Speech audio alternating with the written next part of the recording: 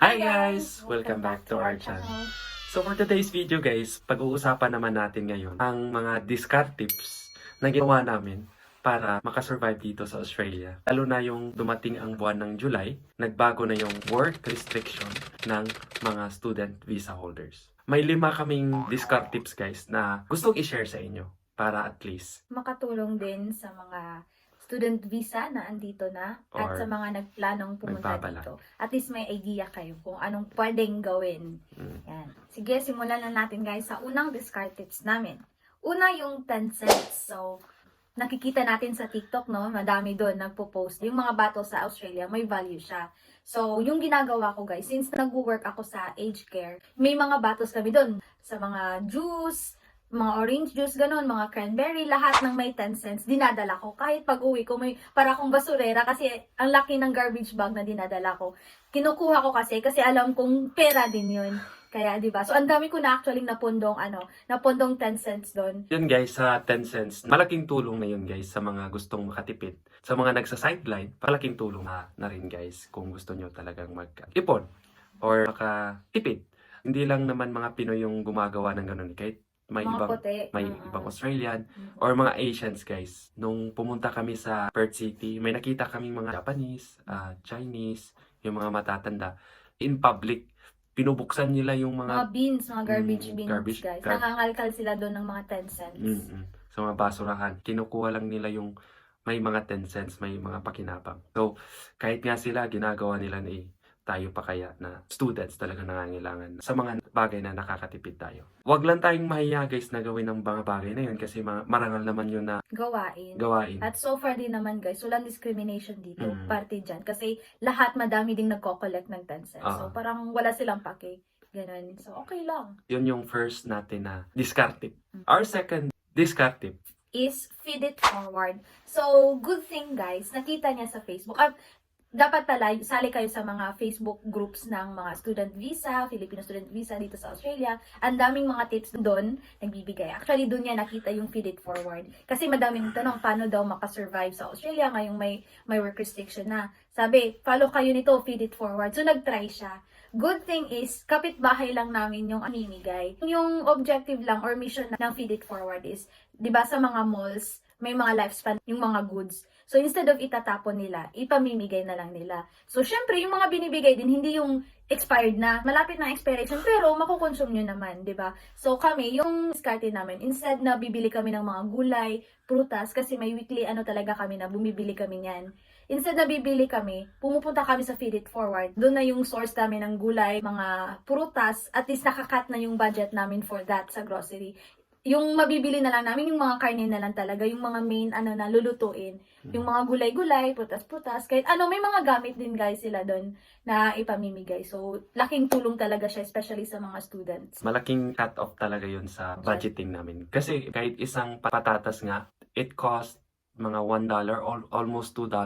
Yung isang piraso lang yan Depende sa laki. Kung pupunta kami doon, edi nakatipid na kami. Pwede ka namang kumuha ng kahit 3 Yung 3 nga, parang konti pa yun. Kasi minsan sasabihin nila, oh, you can take more. Yeah. Pero hindi kami ganun Minsan nga, kanina, nagpunta din kami, bibigyan sana siya ng 1 whole box ng apple. Oo. Pero aanin naman namin yung kadaming ganun. So kami na lang maayaw. Actually, tinanong ko siya kung pwede ba akong kumuha ng 3 apple doon sa mismong box. Sabi niya, no, you can't. If you want to take the apple, just take the whole box. Sabi ko, uy, I don't need that one. So, sabi niya, okay, you can just get doon sa gilid. May iba namang nakaano. Kasi di ko nakita. So, doon, kumuha lang ako na 3. Pero kung kinuha ko yung isang box, talagang ibibigay talaga yun. Pero hindi namin need So, wag din tayong greedy kasi marami din naman yung mga nangangailangan, di ba? Take what you need lang.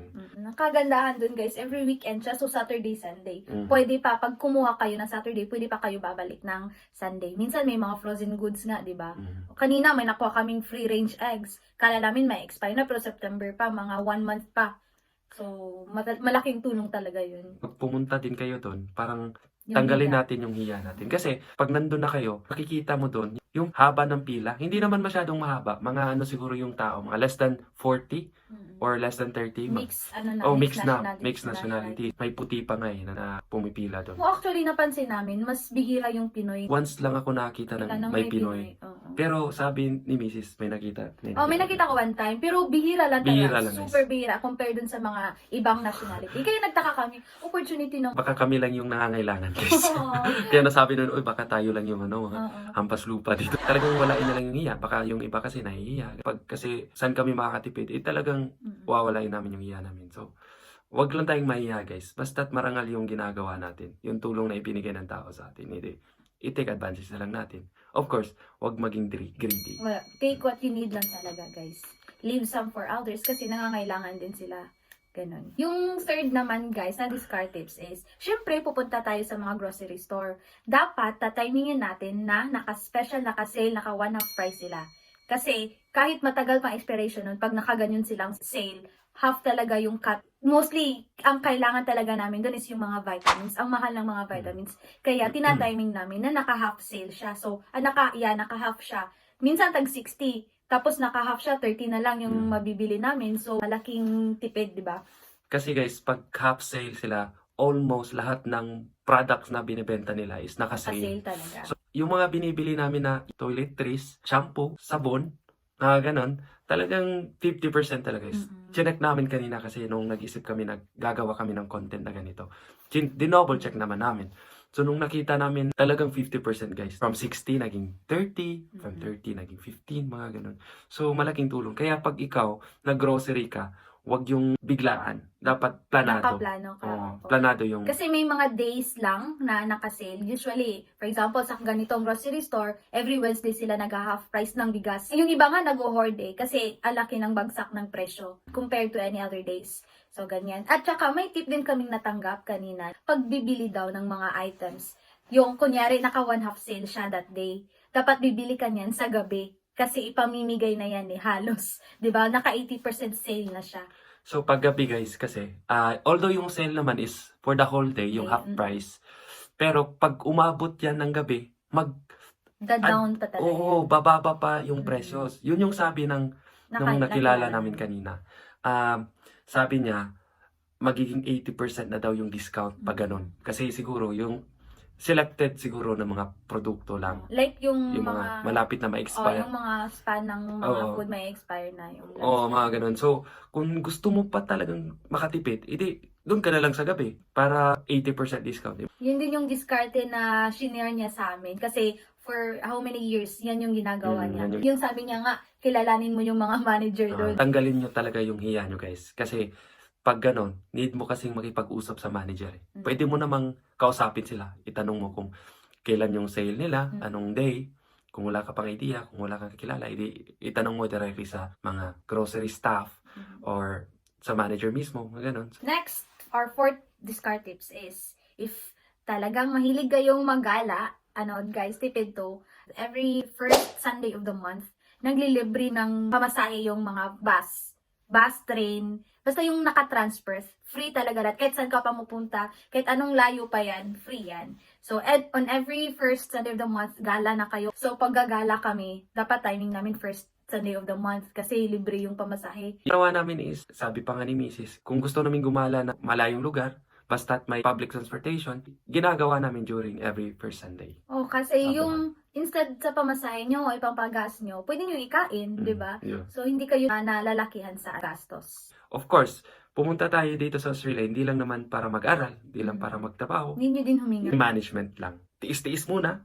No? Pag napagod ka na for that month, next month, may malulook forward ka. At least may look forward ka. Punta kami dito. Kasi libre naman. Hindi magastos, di ba?